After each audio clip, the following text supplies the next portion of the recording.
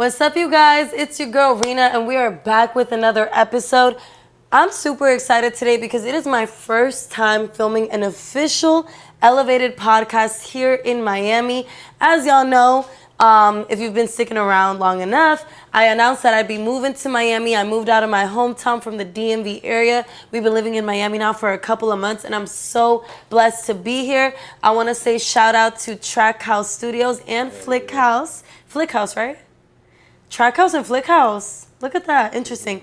Shout out to Track House Studios, which is a recording studio here in Miami, which my friend here introduced me to, and y'all gonna meet him real soon, okay? Just wait for a second. And also Flick House Studios for actually filming this for me today. It's super lit. We out here in Miami with it. Make sure y'all stick around. I got a special guest with me today, and he goes by the name of Michael Jaay. So tell us a little bit about yourself. Who is Michael Jaay? Thank you for joining me on the podcast today. How you feeling? Welcome to Miami. Thank you. I'm happy to be here. Hey man, I'm feeling great. You feel me? My name is Michael Jaay, songwriter, artist. You know, pretty much do a little bit of everything. Behind the scenes, on the scenes. You know what I'm saying? If you know me, you know me. Just know that. Yeah, so make sure y'all lock in with Michael Jaay. We've actually been following each other for some time now, and you're somebody out here in Miami, but also in the industry who I feel like is very consistent, very hardworking, very talented. But above the talent, from what I've been able to experience, you're a very genuine person who actually wants to help, actually wants to do better for himself. And that inspires me because I'm the same way. You know, I love music, I love creating, but I also love putting on for the people around me. And I'm going to say straight up, like, he is somebody who's been able to help put on for me too. You know, we've got a collaborative project on the way too. I can't wait. Yes, fire, real fire. We actually recorded the record here at Track House, so we got a lot more on the way too. And it's always great to connect with people like that, you know. So I want to hear a little bit more about your story. You know, you are not in my position where I'm from the DMV. I decided to move out to Miami. You were born and raised in Miami. In Dade County. That's right. Dade County. Yeah. And I want to ask you, do you see yourself staying here in Miami long term? Man, I love Miami so much. Let me tell you, it's so hard to leave. Like, my family left. Everybody left. I'm the only one here. Your family left too? Yeah, we all used to live out here, and my mom's left. You know, she in Orlando. Damn. And you know, I have so much friends here, and I just know everybody here. So this is definitely home. So your family moved out to Orlando. Yeah. Your mom specifically. Yes. How was that? When she made that decision to move to Orlando, how old were you? Were you like, you know, considering moving with her? Or you were like, nah, I'm set on Miami. This is home. I mean, you know, since I was already living with her, that's all I knew. You know, this was before I was doing what I was doing and found my way. But, yeah, you know, basically I had to move. So I did leave with her and ended up doing the job thing and, you know, just finding my way. And so you were in Orlando for a little bit? I was back and forth. Okay. You know, I was back and forth because when I was 17, around 17, my mom ended up moving, and then I got a record deal, like, at the same time. Oh, word. Yeah, crazy, you know. Record. Crazy. What kind of record deal? It was a little smaller record deal, you know what I'm saying? But they gave you, like, a contract, invested in you. A little bit of bread, you know what I'm saying? Did, you know, the whole production team thing, you know what I'm saying? It was cool. And it just, you know, of course, that didn't work out, but that kept me coming to Miami, and it kept me around the scene still. So in a sense, it did kind of work out because it kept you back. In a sense, it did work out. Hell yeah. At the end of the day, for me, the reason I moved to Miami is because I feel like as a Latin hip-hop on the way to being an international artist, which is my goal, I feel like Miami is the place to be right now. You see a lot of talent, a lot of culture. So I want to ask, like, for you, do you feel like Miami kept, like, you stayed here because of friends and stuff like that? Or do you feel like at the end of the day, the music just made more sense here than it did in Orlando? I would say, yeah, definitely the music just made way more sense here. Not bashing anybody in Orlando. I love the Orlando I love Orlando, too. I actually traveled to Orlando. I have a lot of good people over there. Yo, shout out to Fame and Fortune. Shout out to so much fire companies and labels coming up in the O, but you know, Miami, they just gave me open arms, you know, and it's home. I feel so safe here. No, that's amazing. Yeah. Safety is everything. Feeling safe in whether it's family's energy, friends' energy, your fans, your supporters' energy, I think feeling safe is the most important thing. So, touching on that a little bit, when you start to feel like things aren't aligned, or you no longer feel that safety, like you feel like energy's off, Yeah. how do you maneuver that?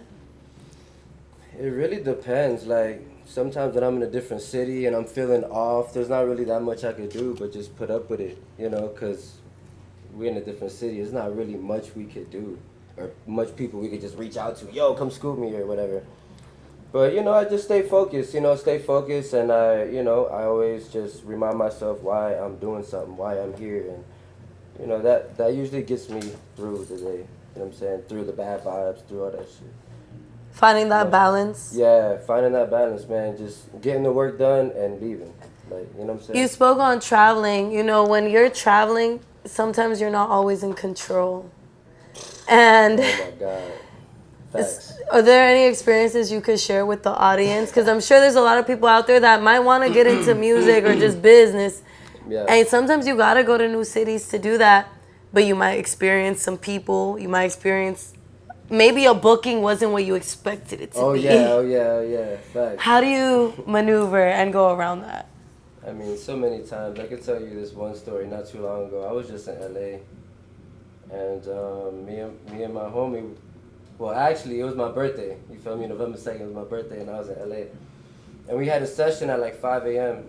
or 4 a.m. It was still dark. And when we pulled up, it was like timing was so off. Mind you, I'm not from LA, so the we're Uber, also jet lagged. We're When jet you go to lagged as a when you go to LA, mother. you're jet lagged because Yeah. the time difference. Nah, we jet lag as a mother out there. So basically, it was 4 a.m. over there, so it was 7 a.m. here, Yes. right? Yeah. Yeah. Yeah, my mouth a fucked up, but yeah. 3 hour difference. Okay, so boom. You're in 3 hour LA. difference, but that don't even mean nothing. Cause once I'm in a different city, I'm already adapting. I'm be honest. I don't even be like jet lagging like that. You're like your mind is already adapt, there. yeah. Okay. But yo, the point was we get to the spot and like he drops us off and it's like we're in the middle of downtown and we don't even know where the studio is. You feel me? Like we just don't know where we're at, yo, and it was scary. Cause I look to the left, it's nothing but like, you know, like bums walking by and staring, and I'm just like, oh shit, what did we get ourselves into, yo? But you know, God is good, man. We found our way and had a great session. Actually. So you made it to the studio. Yeah, we had a great session, but that shit was scary. Come on, man. Scary. But you get that in Miami too, though. It's home. So it makes sense for you. I could be anywhere in Miami. I could be in the gardens. I could be in Perrine, 4 a.m. and I just. But it's safe for you because that's home. Yeah, that makes sense. Literally, it's just so different. It's so different. Like that shit'll throw you off, man. That shit'll really throw you off like that. So I want to go back to living in Miami. Do you see yourself sticking like life out here long term? Yeah. Or do you see yourself? Because I know you love traveling. Forever, really. Mm-hmm. I know you love to travel. Do you see yourself like moving and building life in other states or countries? For sure. What? Just because I live in Miami don't mean I ain't gonna live elsewhere. I already have plans to live in other places. And that's what I'm asking you because I feel like we're very similar. And for me, a lot of people, they're like, Rena, why are you moving to Miami? Like DMV is home. You're making it big out here. But for me, it's like, y'all don't even realize Miami is just a step in where I'm going. It's a huge leap. I'm trying to go to Europe. I'm trying to go to Australia. You know that, right? Like I'm trying to go to Hawaii. Like, hell yeah. So I wanna tap into your mindset a little bit in regards to that. Okay. I mean, how is it for you? Well, like traveling and shit like that? Like traveling and just building in other cities. Like, do you see yourself expanding hardcore with entrepreneurship and music in other? I mean, yeah, I've already have, man. You know, everywhere I go, I love to build. I love to build with different people. You know, in Atlanta, I feel like they bring something different to the game. You know, I love all the cultures, man. They just bring something different to the game, and that's what I like. I like different. You know what I'm saying? Different just keeps me staying. Like, you know, it just keeps me. If you could give me some advice for my trip this weekend, because I leave for Atlanta tomorrow early morning. Okay. Yeah, I'm gonna be leaving for Atlanta tomorrow morning. I lined some things up, but you know, I only know as much as I know, and I feel like I can learn from everyone. What kind of advice could you give me as someone who when I travel, I love being productive. That's what makes me happy. Facts. You know, people, they travel to just vacate. I feel like my life is a vacation. So when I'm traveling, like, I'm still going to handle the business. I'm still going to have fun. It's my lifestyle. But as someone who does take their craft seriously, what's like a piece of advice you could give me, like, while I'm out there in Atlanta? In Atlanta, I would honestly say, man, just be yourself. Yeah, Okay. Just 100% be yourself and be open-minded, you know? Be open-minded and be yourself. That's really the best I could tell you. You know what I'm saying? Straight up. And just connect. Yeah, literally. Be open-minded, you know, if there's a different sound that they bring, because Atlanta got... That's the whole thing. Like, I'm trying to connect. Yeah. And obviously, my sound is more like Caribbean reggaeton, which I don't know if I'll find that fully. I do have a show on Cinco de Mayo, which is pretty cool. Like, yeah, just locked that in literally Yeah, a couple hours ago before in Miami, this. right? In Atlanta. In Atlanta. Oh yeah, it's up. Wow. If y'all wanna come out, I'm looking at all our friends here. If y'all wanna drive up, we got a show in Atlanta for Cinco de Mayo. But it's interesting you bring that up, because when I started doing music, the first two cities to really show me love with my music were Miami as far as recording and Atlanta as far as performing. The DMV, I love the DMV. You know, now like I have mad ties in the DMV. But for whatever reason, it's like I couldn't get that same love and respect as open as Atlanta and Miami were. So going back to Atlanta now, it feels very nostalgic going to Atlanta this weekend, because I feel like people are just more open. I don't know if they're just more open-minded or just receptive to just building. In Atlanta, right? Yeah, man, they are. I've been to Atlanta. I love Atlanta. Wow. My first day there, I was already in the studio with Young Chop with so many dope Anything producers. can happen. It was so crazy, the amount of producers that were in and out, and it's like that shit normal to them. Collabing and helping. It just makes sense. That shit is normal. I don't know if you ever seen that meme on Instagram. They say they were like Miami rappers, and they showed a bunch of niggas falling off the ladder, and then they showed Atlanta, and it's like everyone on the ladder, like, and it's so true. I've seen similar stuff. You know? I've Miami seen changing stuff. though. Miami's actually, you know, Miami, the movement getting real heavy, but Atlanta is known for putting people on. Well, I feel like, yeah, I mean, I moved to Miami for a reason, but I do feel like Atlanta, people just want to help. Like, that's a brother, that's a sister. Like, we got to do what we got to do to build them up. And if I can't build you up, I'm going to connect you with someone who can. Like, the call that I had today, I have collabs going on, I have a feature going on, but I didn't have a show. And I called one of my homegirls in Houston. I was like, yo, I'm going to be in Atlanta this weekend. All I want to do is I want to perform, man. I don't know if it's going to be paid or not. And I'm being transparent with y'all because this is the level that I'm at. I do get booked and I get all these things, but it's very last minute. I don't know what's up. And she was like, look, I mean, we can get you bottles, we can get you sections, we can make it work. And I was like, all right, let me know what's up. Literally, this call was like 4 hours ago. 2 hours later, she's like, okay, I got you this, that, and the third in Atlanta on Cinco de Mayo, whatever. Yeah. And I got you locked in. I mean, she got me locked in with like a viral, super viral artist, like meeting type shit. Okay. So just like you said, you end up in the studio with people you would never think. She locked me in with somebody. I didn't even know who this was. I hear his banger. I'm like, this dude went super fucking viral. Like, okay. And that's Atlanta love. Like, it really be like that. Yeah. But let's bring it back to Miami. let's bring it back. So, you and I, we've been following each other for a couple of years now. I feel like, in a sense, you believe in me for the simple fact that, you know, we're doing this song together now. Definitely. I want to touch on our project a little bit, but I also want to talk about how you are a songwriter. Would you say that you are mostly a songwriter at heart? Is that what makes you your happiest? Or performing and being your own music artist? What's like your favorite part of it? Honestly, just being a part of the music, period. Okay. I just love doing music, you know what I'm saying? It doesn't matter if you're writing. Spanish artist, you know, a lot of people know that. My dad was a big reggaeton artist. His name was El Poderoso. Hit over 20 million views. It's on YouTube right now. You know, he was huge. We're gonna link it right here. Huge. So, you know, just me being able to just, you know, chase his.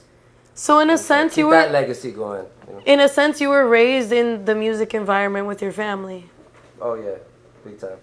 So it runs in your blood, for real. Yeah. Okay, that's amazing. Supposed to be doing this shit, man. Meant for this shit. Niggas just do it because, nah, man. It's in the bloodline. It's right here. It's right here. Hell yeah. Yeah, for real. Wow, that's awesome. So, for you, it's just being part of the music. There's not a specific area that you gravitate more towards. Yeah, I gravitate more. Yeah, I could say toward my artistry. You know, I like just doing different shit. You know what I'm saying? You know, for me, I love songwriting. I love featuring, collaborating. I love freestyling. I love performing though. Yeah, I love performing. I feel like That's when why I I'm come on alive, stage, right? and that's what I'm trying to tap into. Like, what's like your main thing? Like for me, when I'm on stage, it's so crazy. People get stage fright. Like they get scared. I feel like I'm by myself. Word. Like I just let go. Like that's my shit. Like that's where I feel therapy. Yeah, I come alive on stage, man. If you haven't seen my performances, look this. No, I've seen your shit. You're like you're a rapper rock star on stage. It's really it's turn lit. up on stage, man. Yeah, shout out Lil Got It and everybody. You know, I just opened up for Lil Got It, and that performance was amazing. It was in Wynwood. It was amazing. Great show. Where in Wynwood? Syndicate. It's called Syndicate. It's some new spot there. I hope I'm saying the name right. I'm still getting familiar with Wynwood, honestly. Wynwood's a vibe, man. You know what I'm saying? You No, for Miami, sure. You gotta come to Wynwood, for sure. For the artists that are out there, local, independent, major artists, what's something you could give them that could help them as far as like getting their performances together? Whether it's like performance training or bookings. Well, to perform better, what I could say is Rehearse. know your song. Yeah, rehearse, man. Rehearse. You know? Don't fuck up your lyrics on stage. Know your songs. If you two turn, I get it, whatever, you know, turn up, but just know your songs and hold the mic right. Are you someone that gets turned before their shows, or do you try not to get too turned? Nah, I'm super turned before my show. Really? Yeah. You don't give a fuck? Nah, You get a super drink? I don't smoke before any of my shows. Okay, but you'll drink. I'll drink my ass off. So I used to drink a lot Not my before. ass off, but yeah, I take a little shot, 2, 3, 4, 5, 6. You know what I'm saying? Yeah. Up to 6. So I used to drink before my shows. For sure. I really hope nobody got access to them videos. I feel like I used to be too lit on stage. Now I'm a little bit more mindful. But I'm like you, I won't really smoke before my shows because my voice gets super raspy. I feel like it gets me cotton mouth. Yeah, my voice gets super raspy or my eyes get super low. But I'll take a couple shots before the stage because it gets me a little loose. But honestly, I'll drink some green tea. That always gets my voice right. But that's the Nah, you know, I ain't even alcoholic. You know what I'm saying? But before a show, it's just I like to sit down because hey, you know, it makes loosens sense. you up. Like I say, it loosens you up. You know, it gets you going. It gets you going, really. Would you feel like as an artist, we are people that have extremely high energy? Hell yeah, especially me. Hell yeah. I mean, I know you got hella energy, but I feel like for me, like even off the stage, I feel like we're always doing something. What does your day-to-day look like? Day for Michael Jaay is grinding all day. Like, do you feel like you genuinely grind all day? Yeah, literally. If I'm not in the studio working, then I'm trying to shoot some shit. You know, shoot some shit. If I ain't doing that, then I'm writing music. Like I said, I'm always just in the loop. I'm always staying in what I love to do. There's no point in living. It's the same thing for me. I feel like from the moment I wake up, I'm like, oh, I got my list going. I gotta knock that shit out. Do you ever feel like it gets overwhelming for you? Yeah, definitely. Yeah, at times it gets overwhelming. How do you handle the overwhelmingness, those feelings? Because I feel like sometimes we make it overwhelming on ourselves because we want to do so much. My goals are so large that I'm like, if I don't tackle that shit, I'm my biggest critic. Shit, that's a fact. How I get over it, I just don't let shit overwhelm me. You know, like I don't get too excited for shit. I don't let things putting an expectation get me out of place. Yeah, I just stay in my zone, man. You know, I try to stay in my zone at all times. All right, y'all. Let's take a little cut. How do you feel? You think it's I feel great, so far? yeah. So, you've been doing music damn near your whole life. Am I right? Yeah, Pretty 10 much. years. 10 plus years, you could say. 10 plus years, but you were kind of born and raised in an environment of music because of your dad. Yeah, you're right. Mm-hmm. So, I want to ask, what have been like your struggles on the come up? I want to hear some of your experiences because I feel like being in the music industry, but just in entertainment, we face a lot of bullshit, whether it's dealing with shitty features, dealing with shitty managers, dealing with assistants sometimes that can't do their jobs, or just people that want to get close to you and they're like, oh my God, I believe in you so much, I want to help you, and then you take a leap of faith with them, and sometimes they're not what you expected them to be. Have you ever experienced stuff like that? I've experienced a whole lot of that. Actually, all of it? Yeah. My struggles coming up, I would say, is just finding the right team. You know what I'm saying? Finding the right team. Do you believe that we all need a team, or do you feel like you can do it on your own? I feel like, yeah, everyone needs a team, man. You can't do it on your own. You can only do so much by yourself. You know what I'm saying? Especially, like, if you have that boss mentality, it's like you want people in their position. You can't do everything. You can't shoot the video. I mean, I know people that shoot their own video and do everything, which is cool. It's amazing, but it's like, I like to find masters at what they do and put them in that position. I just feel like everything just comes together without you breaking your head open. You know what I'm saying? There's beauty in being able to divide and conquer. And it's nice when you're in flow with people that can actually divide and conquer, but it doesn't always work out that way. So I want to hear some of the experiences you've had. If you're willing to share, I'll share some of the experiences I've had. How's it been like for you, like on your route of finding the right team? It's been, it's roller coasters, man, because, there's people that you might, really rock with, but they just not hungry, They're just not hungry. They just wouldn't get up right now and pick up a camera like, yo. Like they don't meet your hunger level. Yeah, you got to be as hungry as me to be around me, There's no open space at the table for people that are just sitting around, bullshitting. You gotta put in some work, for sure. No, that's facts. For me, I brought on people to my team, and sometimes I leave with trauma, and I'm like, damn, like, I'd rather just do this shit by myself so I don't gotta waste the time to teach somebody how to do the shit that I do. But, like I was saying, it's beautiful when you can find people that are willing to run with you and believe in you. But at the end of the day, sometimes we get it done faster and more efficiently ourselves. Yeah, if it's something we could get done, hell yeah. I ain't waiting for nobody. I'm getting that shit done right now. A lot of artists, like independent artists, they say that they got no one. They do it completely on their own. I asked you if you feel like you can do it on your own because of that reason. Word. At the end of the day, if you have people filming you, today this is a full production team. We got a couple people helping with filming and editing. Shout out to, hold on, we're going to chop Flick House. I got confused with Track House. Okay. Shout out to Flick House Studios. I could sit here and be like, I'm an independent artist. I do this on my own. But at the end of the day, we got Flick House Studios here with us, rocking with us. At the end of the day, we got Track House Studios in here rocking with us.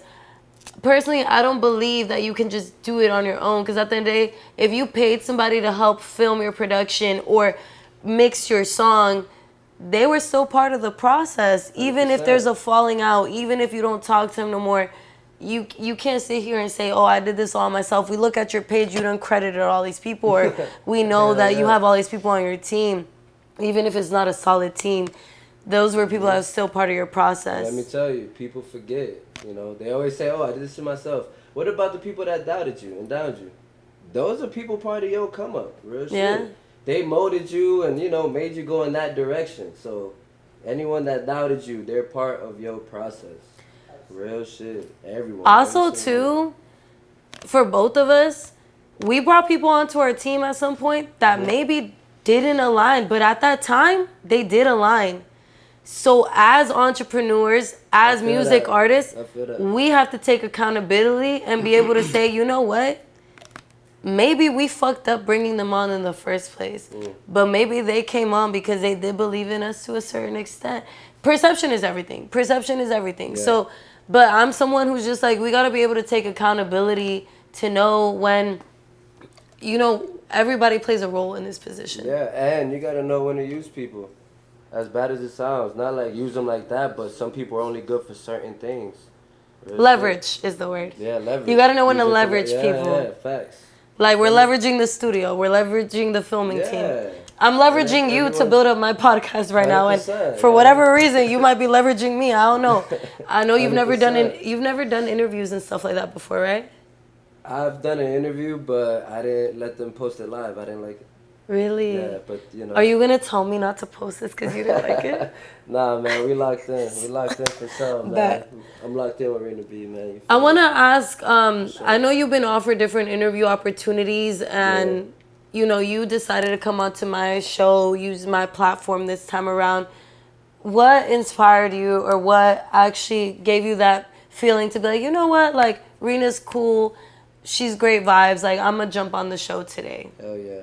Well, not only, you know, I did find out it was your first time shooting this in Miami, so I was like, damn, that'd be dope.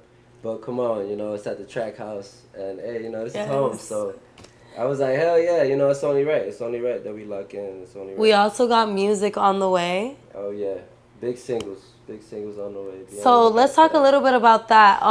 Have you always songwrote for other people? Not always. I just started songwriting for other people. I would say like 3 years.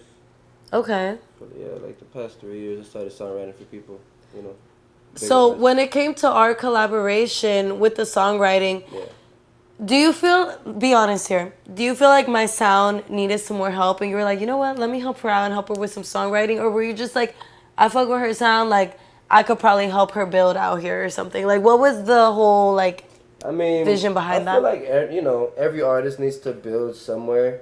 You know, I felt like with you, you know, I just felt like that I could bring something different for your sound. Definitely. Know? I felt like I could really bring you something. I did, right? No, and indeed we did. Y'all go. Maybe we'll clip in a little teaser right here, but indeed we did. Somewhere in there. No, for sure. Nah, you know, I just felt like I could, you know, bring something raw, you know, and you already got, you know, a good amount of people watching you, so I know from here it's only up. So why not? Yeah. Why not try to make something, you know, greater if I could? Definitely. So touching on songwriting, I feel like for me, when I got into the industry, I was very much like, I don't know if I want songwriters like writing for me. I don't know about like ghostwriters. I was so anti ghostwriting. And then I realized like when you get to a certain caliber, everyone writes for each other. But it's not as bad as people make it sound. Right. Because at the end of the day, when you and I got in the studio, it's not like you full-blown were writing for me. I gave you my exact ideas. I sent you lyrics that I had already came up with. You started building off of that. I got in the studio, and we were literally writing together. Mm-hmm. And I'm sharing this with the audience because I have a lot of artists that are still wanting to do music or very in their starting phases or might already be there. And it's just like, it's okay to let go of your ego. Like at the end of the day, it goes back to ego. When you can let go of your ego and be like, you know what? He's talented. I'm talented. We can get in the studio together. We can write shit together. He might not be on the song, but I can give him a little some percentage, whatever the case may be, whatever y'all want to do.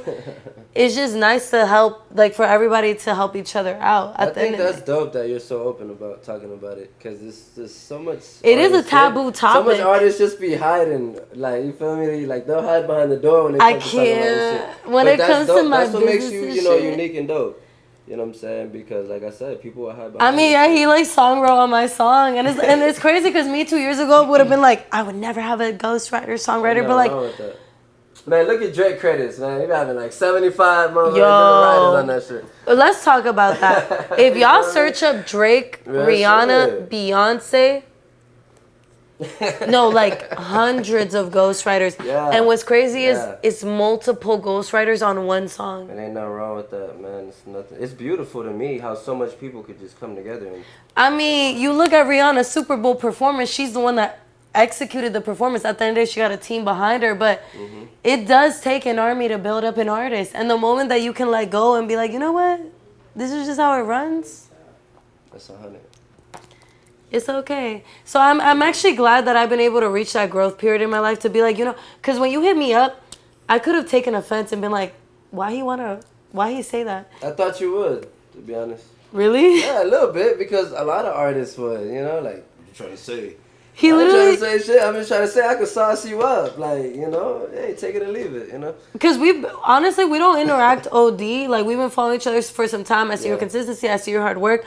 But it's not that we hit each other up all the time. We're like, yo, let's work. Thanks. So I had posted, like, me just cranking to one of my songs or something. And you were like, yo, you should let me write something to one of your songs or something. Like, we could make some fire shit. And I peeped it and I was like, this is interesting. And that's when I had to reflect and be like, you know, maybe this wouldn't be a bad idea.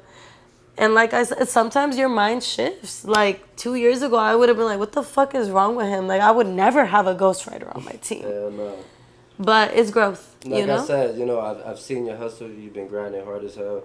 1 minute she in fucking Texas performing, another minute in Miami. So I'm just like, man, you know, if it wasn't for that grind and hustle you put in, I wouldn't even care.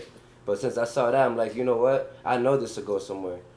Absolutely. Yo, there's a lot of artists that they're studio rappers, which means they just make 100 songs in the studio and they don't drop shit. They just make music for themselves. And it's like, and that's you're a not hobby. like that. You work, you push it out. I'm like, nah, if me and her lock in on some shit, she gonna drop it. So let's work. You know what I'm saying? Facts. And I'm going to promote the fuck out that shit. So okay, I feel like, how much time we have left? 5 minutes? Okay, we gonna close with this. So, a lot of artists, okay, boom, you got talent. Okay, boom, you sound amazing. Who's listening to it? Are you pushing it? Are you marketing it? That's important. And I know you know this. Your branding is on point. Your marketing, you be moving your shit. Yeah. And like Michael, do you like Michael or Michael Jaay? Michael Jaay.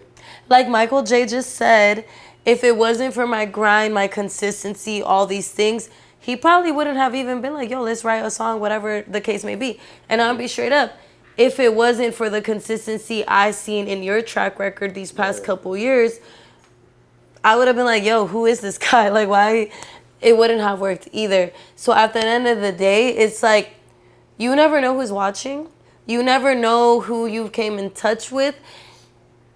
If you got shit in the vault, let that shit go. Put it out, man. Even if you think it sounds shitty, I have songs in the past that I cringe at sometimes. I'm like, damn, why I say that lyric? But you know what? The cringiest shit is what goes viral nowadays, first of all. I'm not saying I've gone viral. I'm just saying you look at these mainstream artists, look at what made them viral. So it's like, it goes back to ego. Let go of that ego, release some shit, fuck with people who fuck with you, and just rise from there. Well, is there anything else you want to leave the audience with? We are making it to the end of the show. Hey, man, you got to meet who I am. It's your boy Michael Jaay. I'm rocking with Rena. The Elevate Experience, man. It's your boy Michael Jaay. I'm rocking with Rena B. You know that shit. Shop.